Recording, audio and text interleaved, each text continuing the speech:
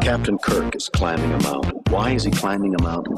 Captain Kirk is climbing a mountain. Why is he climbing a mountain? Captain Kirk is climbing a mountain. Why is he climbing a mountain? Captain Kirk is climbing a mountain. Why is he climbing a mountain? To hug the mountain. Drop your marshmallows and grab your rocket boots. It's time for Trekosophy. Joining me in the studio today, we have a man whose computer caught a nasty virus, so he got rid of it. And then 2 days later, Norton came up with the antivirus. Say hello to Chris McGee. Just my freaking luck. And then, she wants her pain, she needs her pain. It's Ash Hume. Why do I climb the mountain? Because pain. Pain. And finally, the one question that everyone wants to know the answer to. What does Ben McLean need with a starship? I know, right? Just go everywhere online. I just do online shopping. I don't need to go anywhere. And I am Bill Allen, a.k.a. the Laughing Vulcan in the red shirt, and this is Trekosophy, the Star Trek philosophy podcast.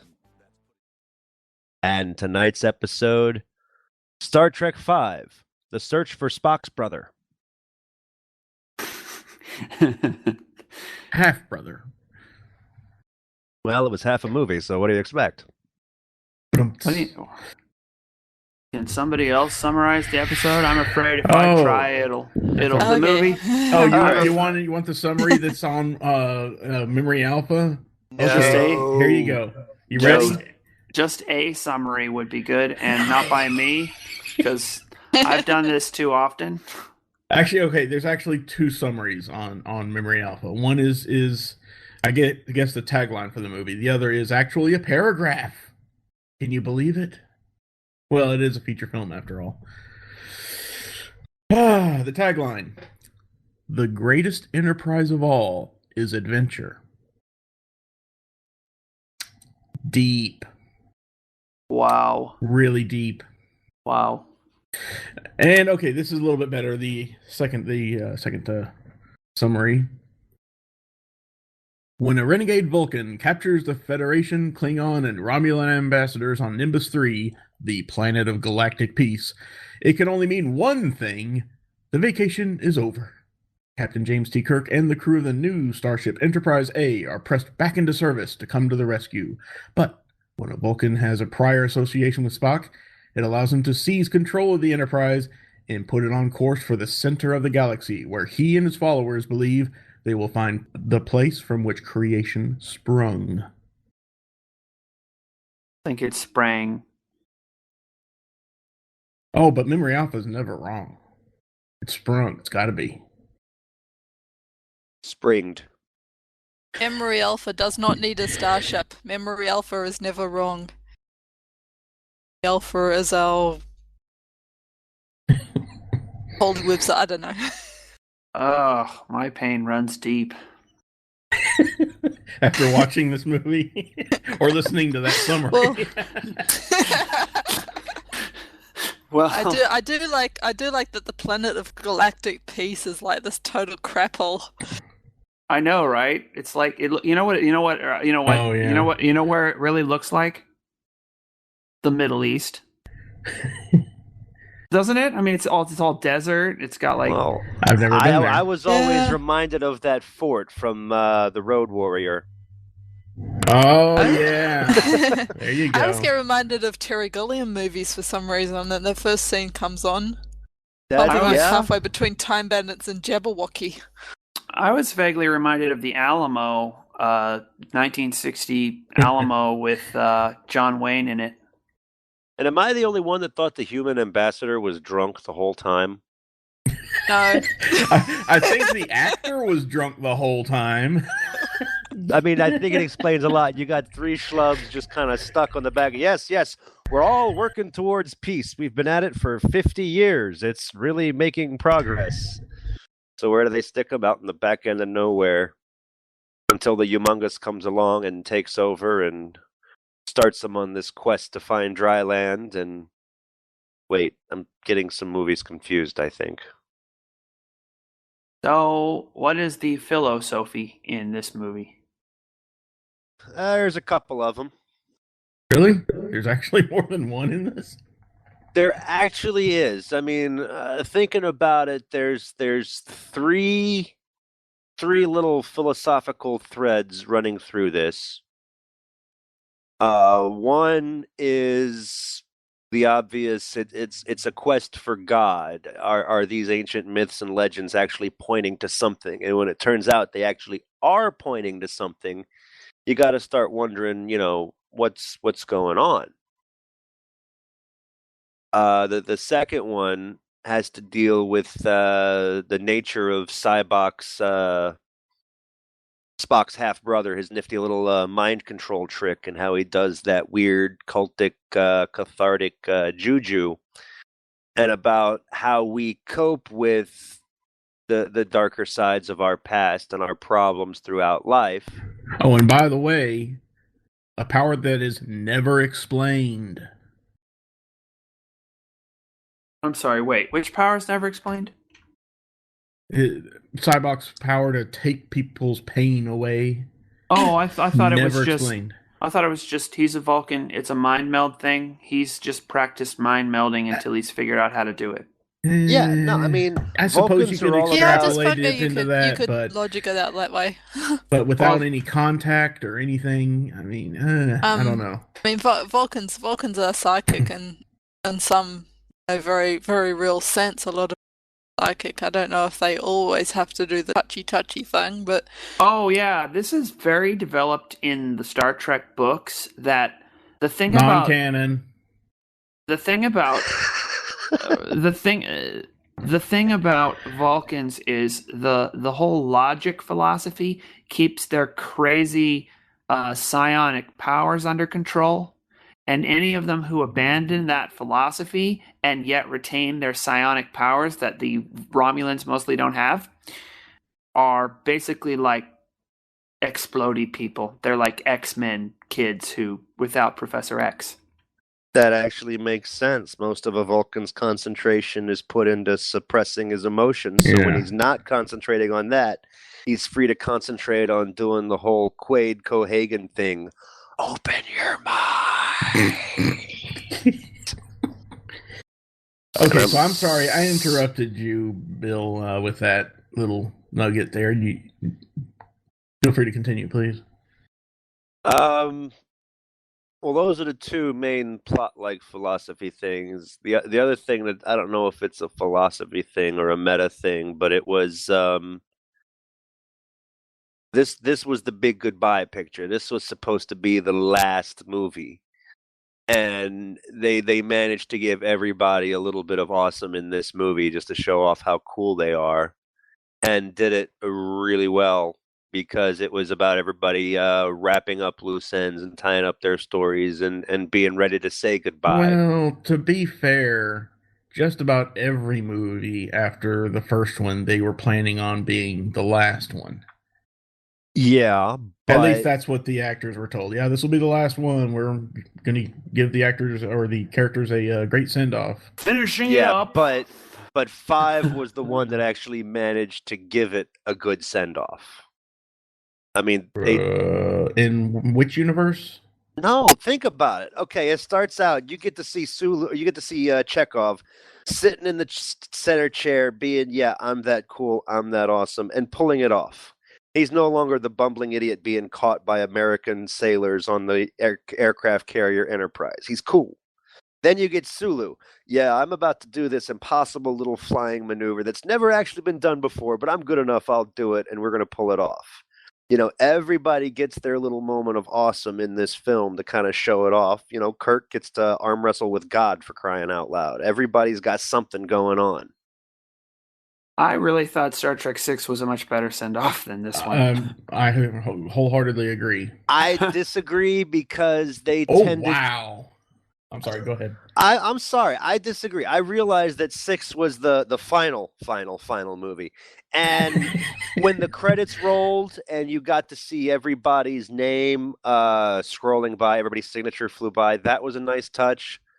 But I mean, they just kind of wasted so much in that movie. They went back to making Chekhov an idiot. Chief of Security doesn't know about the security alarms that would go off anytime you fire a phaser to disintegrate something. Uhura, the greatest comm officer in the galaxy, can't speak Klingon without a translator, and it's a bad translation. Scotty, who knows the ship like the back of his hand, bangs his head into a beam. I thought that was hilarious. Oh, of course it was. That was but, hilarious. That was the What that did was Scotty- comedy. Yeah, but And what else did they let Scotty do? The ultimate jailbreak against the most elite trained crew in the Federation. One man alone manages to break somebody out of an unbreakable prison. And as I recall, Jimmy Doohan actually did not like that in the script where he just bangs his head against a beam shortly after saying, "I know this ship like the back of my hand." I don't blame He him. asked for it to be removed. I don't know how they were able to keep it in. That was what sort of concessions he made. Way too funny to not have in there. I don't. He's got to be. He was just wrong on that call because that was awesome. It just shows. It doesn't show that he doesn't know the ship. It doesn't show that he's not an expert or any of that. It's just a human thing. It's something anybody could do. Anybody could screw up like that right after saying they know what they're doing, and then they screw I know. up. I'm just saying that Bill was pointing out the comedy bits that he didn't like from Star Trek 6. Not and comedy, just so much like ineptitude. I mean, they have McCoy, who's That's what I mean. patched up every alien ever, and yeah, I can't figure out which part of a Klingon goes where, so he dies from a single phaser shot. I mean, they kind of tended to have the crew bumbling around, not figuring out what was going on when it was a really pretty thin conspiracy to begin with.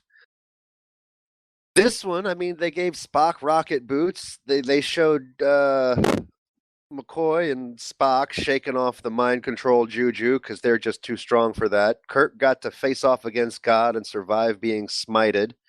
Uhura got to show that she still got it, and she's got that whole siren's voice and can just make men surrender just like that because she's awesome. The moments of awesome in part 5 were a little bit better than the moments of awesome in part 6.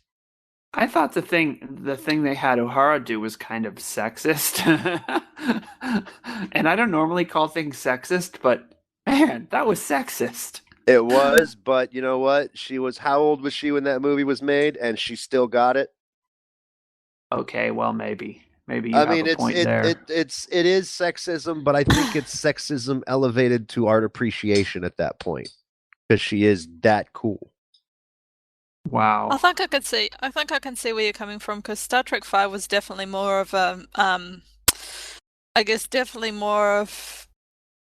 an ensemble effort than Star Trek sucks in the sense that the minor characters of Star Trek, and I've been watching it like a couple of times recently, and apart from Kirk and Spock and sometimes Bones and occasionally Scotty, the others really don't get to do a hell of a lot. Right. Exactly. And in this movie, it's true. Everybody did get their moment to actually to do something significant. Yes. And I don't know. I mean, in that sense, the whole ensemble element of it is in a way even better than the series for sure. Okay. I know that's kind of blasphemy to say so. I mean, I'm not saying the movie is better than the series, though generally some aspects it might be. But no, I mean it really is true. As far as rounding out the cast, the many characters that we know and love from the old original series did have stronger roles in this movie than they did originally. Yeah, exactly. 4 did really well in giving everybody little bitty moments, but 5, which was supposed to be the send-off piece, 5 I think just did better with the send-off part of it than 6 did. That's all I'm saying. Well, Ben and I disagree with you, or at least I do. That's okay. You guys are perfectly free to be wrong. Yeah. We're perfectly free to our opinions. Number 6 was a very good movie, but it was a lot more focused on sort of the main trio in a sense. Yeah. Yeah, I suppose so.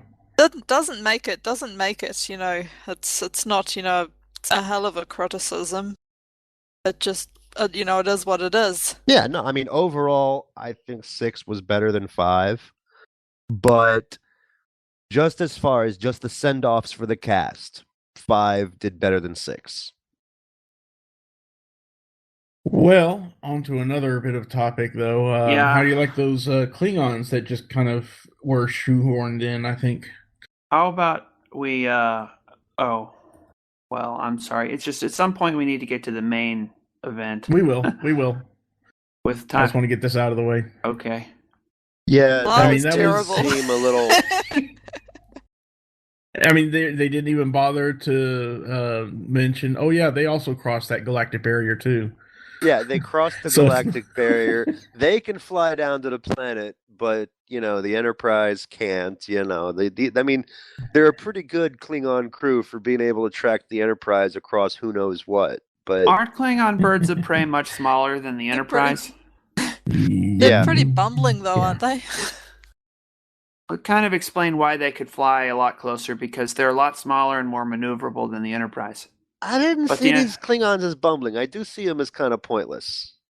Yeah, it was just, I don't know. I guess they They put were a them in little because Klingons. It's a Star Trek movie. You got to have Klingons in it. Kind of like the Borg in First Contact. Yeah, It's a Star Trek movie, so it's got to have Borg in it. So here are the Borg. It was kind Oh, of integral I mean, somewhat, but anyway, we're not talking about that movie. yeah. It's the Klingons in this were, I think, a lot more, a lot less relevant to the plotline than what the Borg were. First Contact. Although I do have to agree with Chekhov that the female Klingon there had such wonderful muscles. yeah. Let's see. Oh, and by the way, found this little gem on Memory Alpha. They actually made Kraft made the this little dispenser for marshmallows, just like the one Spock used in the movie. Wow. as a tie-in. He had a dispenser. I don't remember seeing that. Yeah. He had this little, Oh, it yeah. looked like a little mini thermos, and he pushed a button, and out popped the marshmallow for roasting. I had no idea that was even a thing. Wow. Craft. And it does look very plasticky and rainbowy, and Yeah, I'm not sure I would well, trust would you Kraft use this marshmallows. Anyway, just thought that was humorous. Okay, so to the meat of the episode, so to speak. Now, is the meat of the episode God and mythology, or is the meat of the episode how the good and the bad make us who we are? What? I'd go for both. I'm just the not even whole following. idea- I'm just not even following what you mean. Well, okay. I And need my basically, the pain. question: does God really exist? Is that one of them? That's Is that what one you're of them is the whole. Well, I wouldn't even go so far as to say does God exist, but I mean it's like, well, yeah, sure, let's make it that does God exist. Because you think he does by close to the end of the movie, and then you realize, oh well, I don't know, maybe not. Yeah. It's like you're like, well, these are just stupid mythologies. They can't be real. It's just old legends. And it turns out the old legends are true. And there really are. I mean, I don't know why it takes Starfleet people so long to come to terms with there being gods in the universe. They keep running into them and they keep not believing. But yeah, it's I think it's more. I tend to think it's more complicated than that.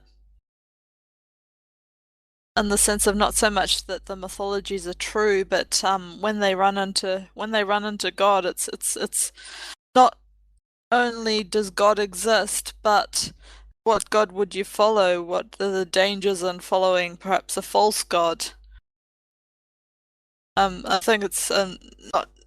I don't know if it's even anti-faith. It's more like Cyborg's how would you say Cyborg's perspective seems to be one of where he sort of falls down is that he has this perspective of this kind of blind faith where he's willing to sort of take this God at face value. I mean, they're not denying that, perhaps there's God somewhere, either externally or even internally, as Kirk reaches that conclusion that faith and following a God has to be something that you don't take blindly, that you don't accept it offhand, because therein lies the danger.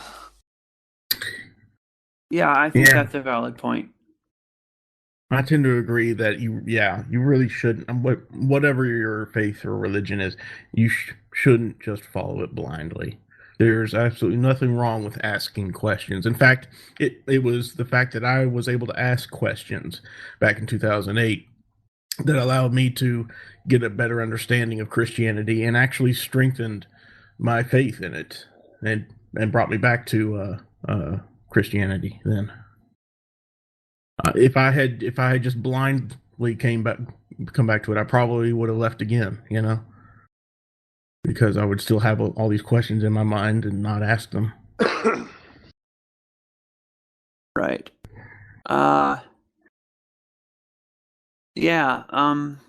That whole process of being able to ask questions about your religion, that is kind of important to me as a Latter-day Saint, because we believe in continuing revelation, but we also believe in the possibility of false revelation.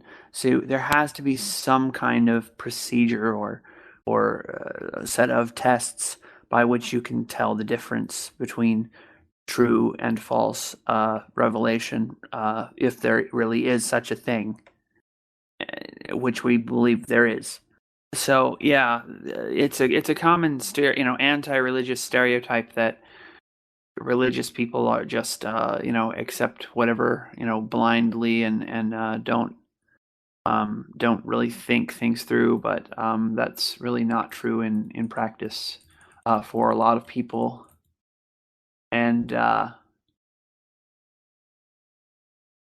I think that blindness is really more of a human trait than it is a particularly religious or irreligious trait. Because this whole question about religion in Star Trek is one that goes all over the place. I mean, there's all this evidence that points to there being God and that the people are theistic and religious. And then there's all this evidence that points to there not being a God and the people are all atheists. And it just goes back and forth. And most of the time, what's happening is the people who are watching the show are superimposing their own preconceived notions on it. So if you believe there is no God, obviously everybody looks like an atheist. If you believe there is a God, you can see the spirituality and the religiosity of the characters. I mean, everybody will do that whole thing. It's like when Picard faced off against Q, I don't believe you're God. Why not? He doesn't say because there's no such thing as God. He says because you're you're a dick, and God would not be that big of a dick. So it's very logical. You're not nice enough to be God. Not there's no such thing as God. You're not nice enough to be God. So I mean, is he theistic? Is he atheistic? It goes back and forth. And what happens is the people who are watching go in with their views in their head and they see everything through that filter.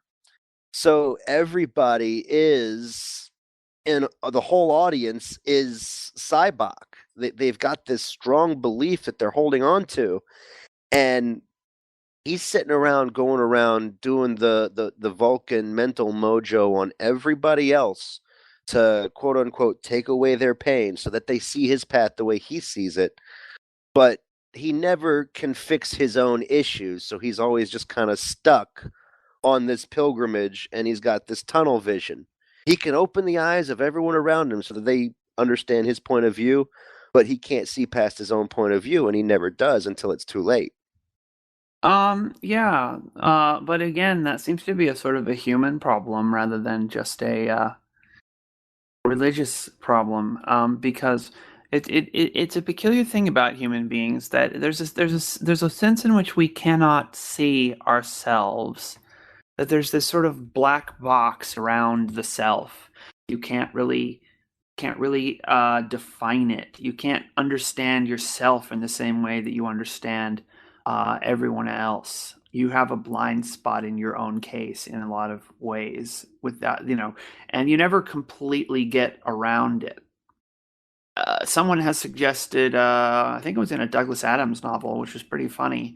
Dirk Gently, he tries the experiment of going around and writing down all the things that everybody else knows about him that he doesn't know about himself.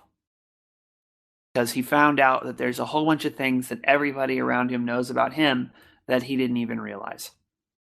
And so he has a notebook and he writes one down every time he finds one out, which I thought was a very interesting concept.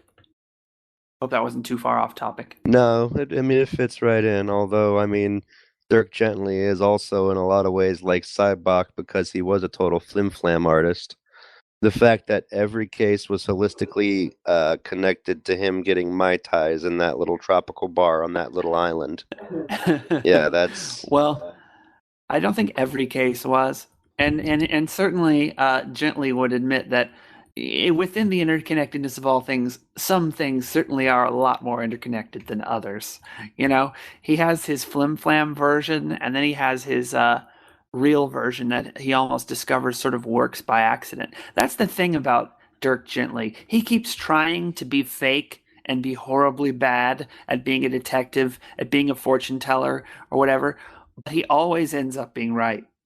No matter how ridiculous he makes his story, it always ends up being true.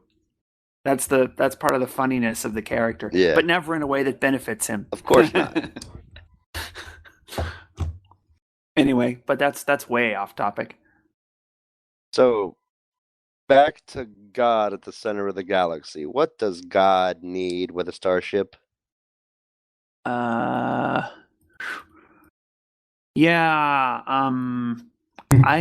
don't know where to go with that. Well, really. I got to thinking, what does God need with a goat slaughtered and set on fire for him? What does God need with so you're saying what does God need firstborn? with anything in general? Yeah, it's like, if there is a God, would he ask Kirk to give up his only favorite starship to save the galaxy? And would Kirk do it if it was the real God? This particular one wasn't, but it did kind of raise that point. Well, I think there's a difference between this, this demand for a starship and things in general. Because you mean like the rituals in the Old Testament, right? Yeah, because I think there were reasons for a lot of that, which weren't things that God needed. They were really things that we needed. Yeah, I tend to agree there. It was more like setting down a structure for the people because they were so wayward, I believe. Is that correct? Well, yeah, I think that is one of the many common Christian interpretations of the Old Testament, and one I think is basically on the right track personally. See, I always figured it was sort of some kind of test of resolve or test of faith. It's like when he asked that dude to go up on the mountain and kill his firstborn. So Abraham, thank you. I couldn't remember if it was Isaac or Abraham. I'm terrible with names, and I'm not exactly the most religious of persons. But Isaac was the son. Isaac was the son. Abraham was the dad, and he was like, "Yeah, go up there and kill him." Why? Because I'm God, and I told you to. Go do it. All right. And he's up there the whole time, long climb up this mountain, and he keeps thinking, "Should I? Shouldn't I?" And finally, he's like, "You know what? We're gonna do it because God wouldn't let anything bad happen to you. I trust in Him." So he goes to do it, and God's like, "Okay, stop. I believe you. We're all good." And it was a test to show him something about his character and to show him, like, make him put his faith on display and put him through the paces. trial by fire and all that. Yeah. But it's something I've always wondered: what sort of circumstances would lead God to need a starship? Because this particular God didn't need a starship because he was God. But what would God need with a starship? Maybe he's just like starships. There you go. Well, God is a Trekkie. Oh. I can believe that. okay. Well, I mean, it's the thing. We have to get into the question of omnipotence, I suppose. What does omnipotence really mean? As long as Right. we don't spend too much time on it. Well, I think omnipotence might be really at the heart of the "what does God need with the starship" question. If we take that to be a sort of general statement, what does God need with anything? I think it shows a sort of an Epicurean understanding of omnipotence. That omnipotence means the power to do literally anything. Anything that you can put into words and anything you can't, God can do. That's omnipotence as Epicurus meant it. But that's not what omnipotence means to someone like C.S. Lewis, who says that God's power is the power to do all that is intrinsically possible. If it's not intrinsically possible, then God can't do it. And then there's another limitation on God, which is that God can't do anything that is immoral. If it's immoral, then God cannot do it.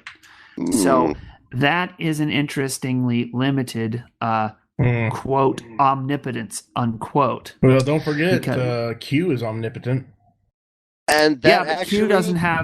Q doesn't have those kinds of limitations because he's a character in a story. So he can do immoral things. He can do nonsense. He can make nonsense be a fact in the story because it's just a story. And that totally explains your whole limited omnipotence thing. Totally explains what God needs with a starship, because he's found a loophole that gets him around any kind of limitations on omnipotence. He created the universe. I don't think so. No. Follow me on this. On omnipotence. He created the universe, which ended up spawning stars and planets and life and everything else. And this life developed warp flight, and this warp flight turned into Starfleet, and this Starfleet created a ship called the Enterprise, which just happens to have a chief engineer who manages to change the laws of physics at a whim. So God used his omnipotent power to create the whole universe just so he could have Scotty and Kirk and McCoy and Spock right where he needed them, so that when he needed to do something that was impossible because it was intrinsically impossible and violated the laws of reality, he had guys in place who could do it. So God is this Trekkie who writes fanfic. Yeah, God is a studio exec who writes elaborate, quite literally Deus Ex Machinas to get his people out of plot holes. Yeah. So, yeah, if there is a limit to omnipotence, that you can only do what is possible, that's why God created Scotty and the Enterprise, because they can do the impossible. And I don't know if I just redefined theology as we know it, or if I cut out and you guys didn't hear that, but I think I've stumbled upon an epic truth. Or God needs stumbled on starships. something anyway. Well done, you. Yeah. God needs starships, and we have, philosophically, ontologically, whatever, proved it. I don't know the terms anymore. I've lost my mind. But I'm right. I am so underqualified to even discuss this. I'm pretty sure Ben is looking it over and trying if it was the no, real God. That's silly.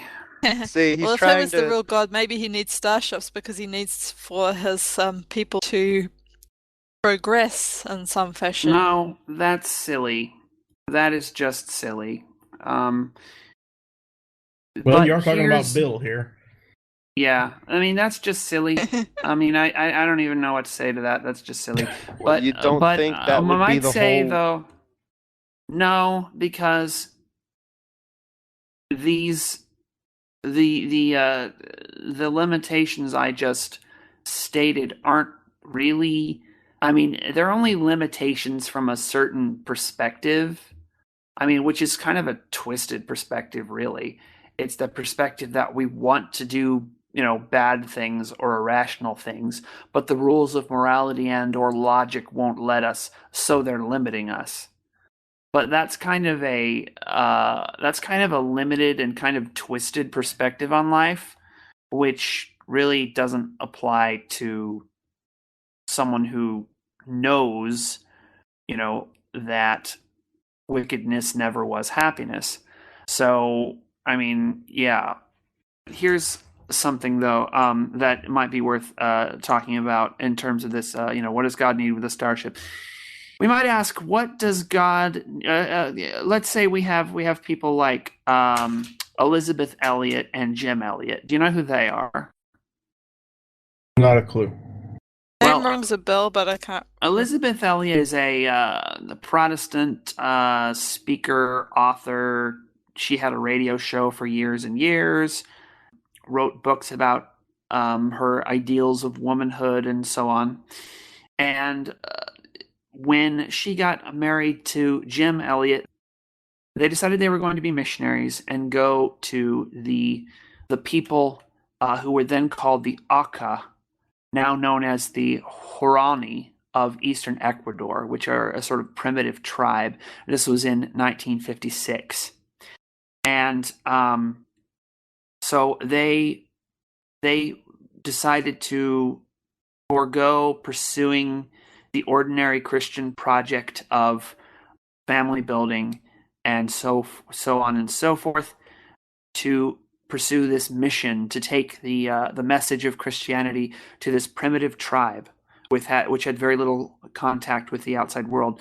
And Jim Elliot was killed by this tribe before they could succeed in communicating successfully.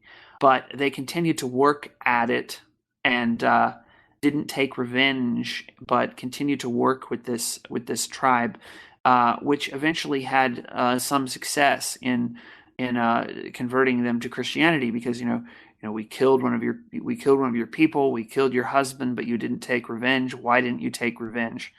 And the question is, what does God need with Jim Elliot? That's I think the real question here. Why does God need servants on earth if he's omnipotent? Don't you think that's the real meat of the question? I could propose a theory, but it might not fly well with real philosophers and thinkers out there. Okay, let's have another one of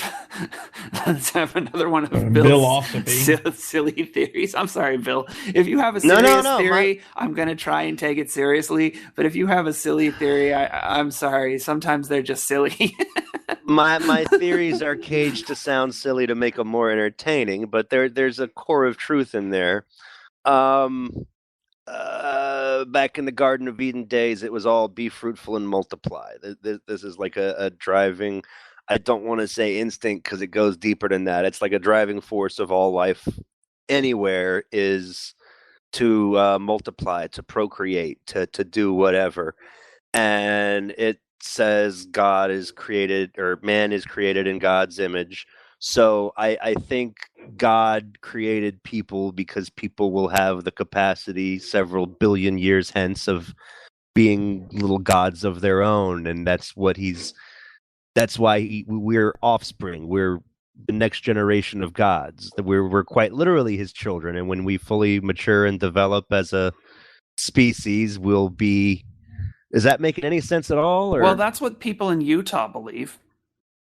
Oh, great. I'm a fringe lunatic when I'm serious, and I'm a clown when I'm joking. That's what a lot of the Mormon Church believes, something that is, a lot of Mormons believe something that is very much like that. Oh, the other part of Utah. I was thinking you were talking like compounds and hiding from the end of the world part of Utah. You're talking about the normal Utah. Not just the FLDS, but the Mormon Church. That is within the range of ideas that is acceptable within the mainstream LDS, as far as I know. Okay. Well, yeah, I mean, Brigham Young had his idea as we are God once was is that's one of Brigham Young's catchphrases. The RLDS don't believe any of that, but the LDS do. But anyway, what were you saying? I mean, there may be a there may be a thread of Star Trek that kind of subscribes to that idea in a fashion too, because I think they say that especially when when people develop technologically and socially, they take on attributes and that they might not have had before, and that in a sense deities that are more advanced than us are seen as godlike, and those that are and it's not just technological advancement in a sense, it's I guess societal advancement and spiritual advancement and things like that, where the gods, in air quotes, in Star Trek are very much like us as we could be in the future. That is all. That kind of makes sense. Something like that old line about Orson Scott Card advanced enough technology. Sorry. I was going to say Orson Scott Card explores some ideas sort of like that in some of his books. I think that's his Mormon influence showing. But I mean, for what Ash was saying, it's like that thing. What was it? Q said at the very end of the Next Generation about the real exploration of humanity being the unlimited potential of humanity and all that. Oh, what was this? At the end, it's like when Picard is showing he can exist in more than one timeline at a time. And Q is like, yep, that was the whole point all along, to show if you could evolve beyond your simple limited perceptions and touch a higher level of comprehension. The uncharted. That's why he has Riker looking like such a demigod in Encounter at Farpoint. Yeah, he's always trying to teach us lessons to make us better. He's trying to speed up the human evolution or something. Which is one role of which is a classic role of the Truckster, but I guess that doesn't relate so much to Star Trek V. Yeah, Star Trek V is straight up, I'm lying to you because I'm a convict trying to scam my way out of prison. Now, I gotta ask, even though I hate when people start trying to fuse TOS and TNG together and say this is linked to that and this is linked to that, and it makes the universe smaller and it drives me nuts. But here you have this great big evil giant floating head. And in season 2, season 3 of TNG, they come across the Cytherians, who are a race of benevolent giant floating heads. At the center of the galaxy, no less. At the center of the at the center of the universe, because they ended up leaving the galaxy and going way out there. Is it possible they were the dudes who exiled the giant floating head on Shakari? Did they actually say that they were outside of the universe or whatever? No, they were in the center of the galaxy. Or center of the galaxy? In that particular episode, they have been outside the universe in a different episode, but that particular episode, that was the one where Barclay got smart. Yeah, I remember that one. And that one, he took them to the center of the galaxy to meet the not Silurians. I'm thinking that's an era of prehistoric era. Cytherians. Cytherians, the Silurians were the lizard people from Doctor Who. Oh yeah, and it's also a prehistoric era where there were lots of giant bugs and stuff. Right. So is it possible that they didn't used to be so nice and that the humans accidentally broke out one of their dudes from prison? Well, it's possible that he was just a bad apple. Suppose anything's possible. Yeah, they didn't quite break him out of prison. Actually, that was one of my thoughts when watching the film recently. Was that this creature, whoever he is or whatever he is, he's probably a convict, and he's been probably a really bad one, and he's been isolated on this planet by the rest of his race. Well, what it made me think of it instantly is that Next Generation episode where I think Troy, Data, and O'Brien got possessed too. by a little floaty thing. Power play. It's the one. It's exactly what I was thinking. I was like, well, this is a planet where there's just one guy here, because otherwise the others would have shown up too. But it's just one guy here, and he's that bad. He has to be isolated from anyone else, even other convicts. But anyway, I guess we'll never know. All right, and then there's Cybok putting his mental mojo smackdown on the god. Does anybody think Cybok might have won that fight, and we just didn't get to see it because we had to leave in a hurry? I mean, he is a Vulcan. Vulcans do have a tendency to be pretty freaking cool. I don't know, because later we saw that big floating head coming after Kirk as he was running away. Yeah, I think Floaty won. Yeah, Floaty won. I think Floaty won that one. You think Floaty won? Unless it's like that original series episode where it was like those two creatures locked in battle, between universes forever. I can't remember the name of it. And the big glow chasing Kirk was like a shockwave from their super punches. Yeah. Because we didn't actually see the head. We heard a roar and we saw a bright light, but you didn't actually see the head. Yeah, I saw the head, and it some more lightning struck out of its eyes, I thought. Yeah, you do see the head again coming after him at least once.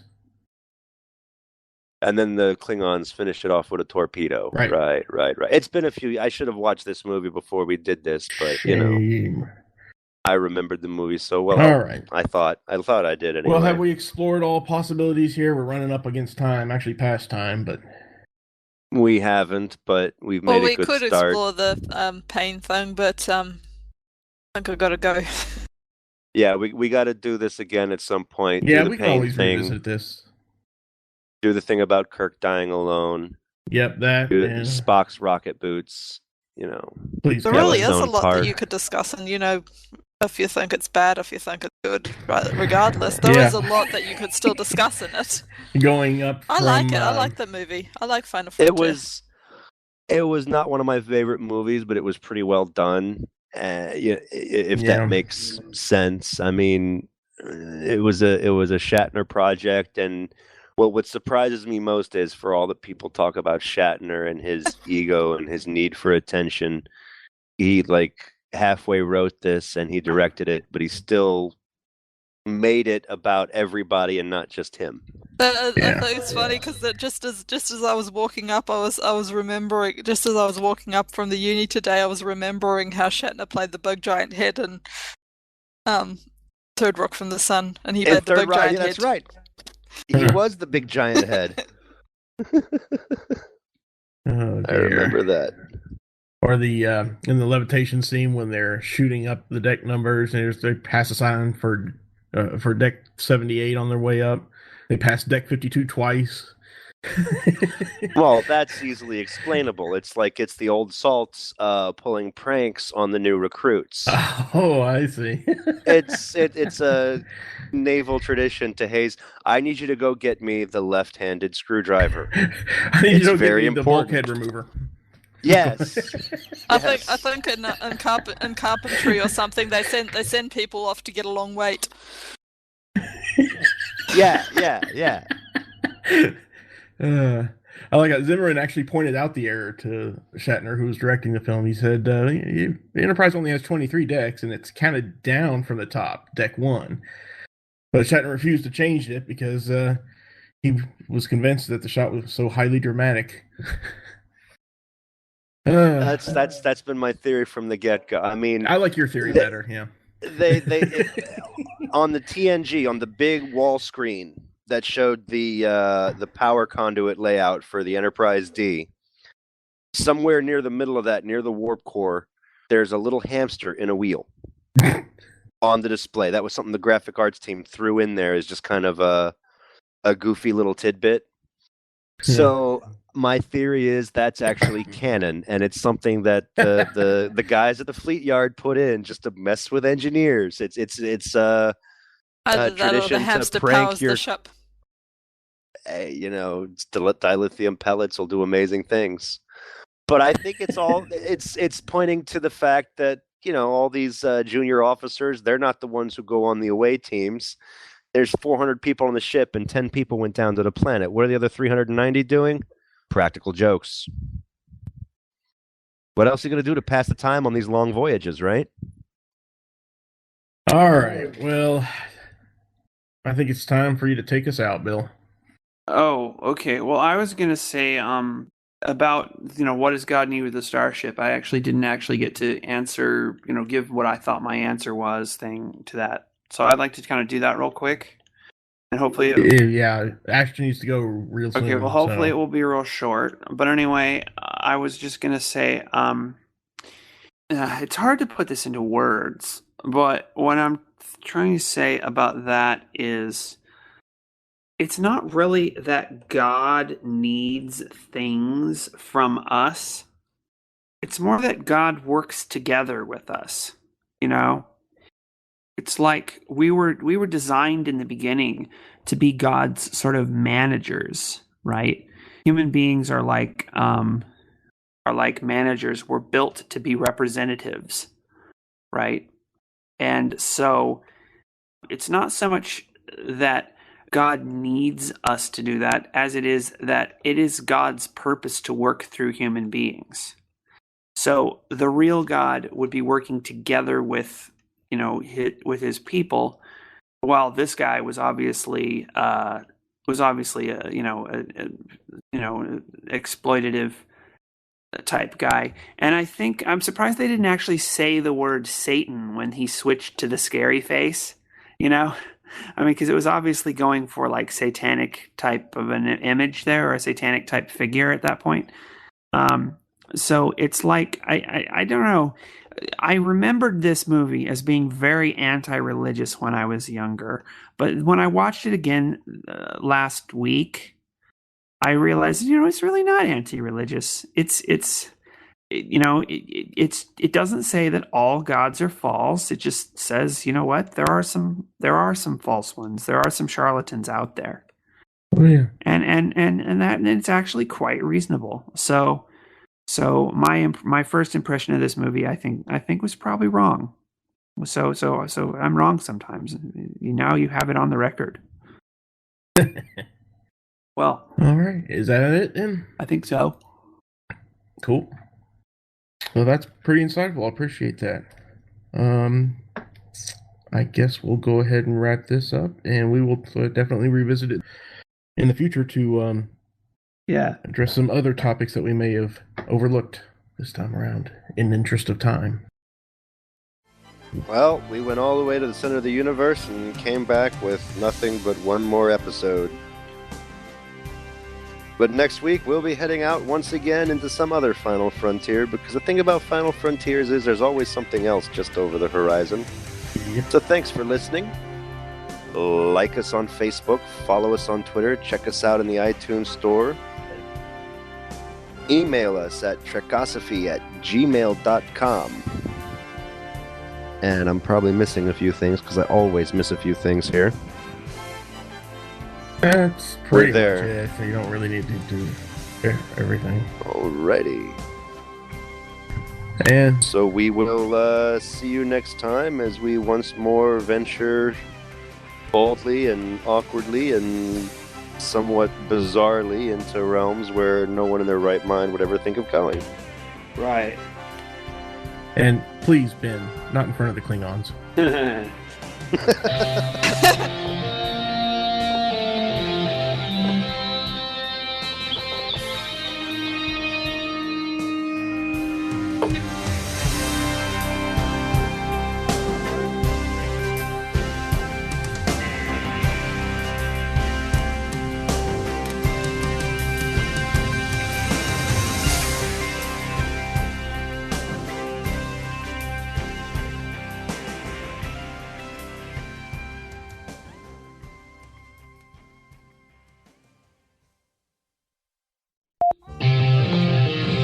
Klingon stole my spaceship. I'm stuck on this moon.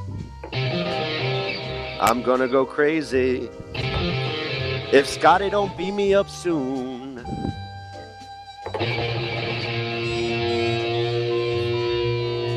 And I got that red shirt blues. Yeah.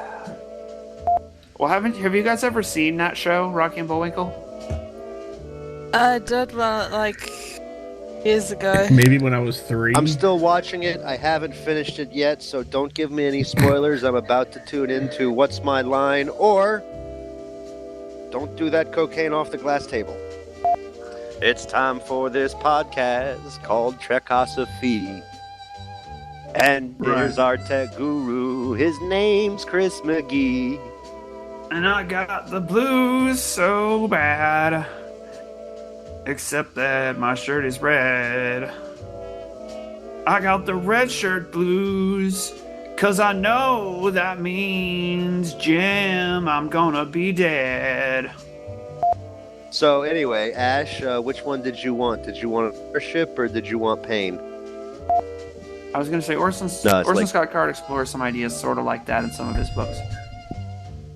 I think that's his Mormon influence showing.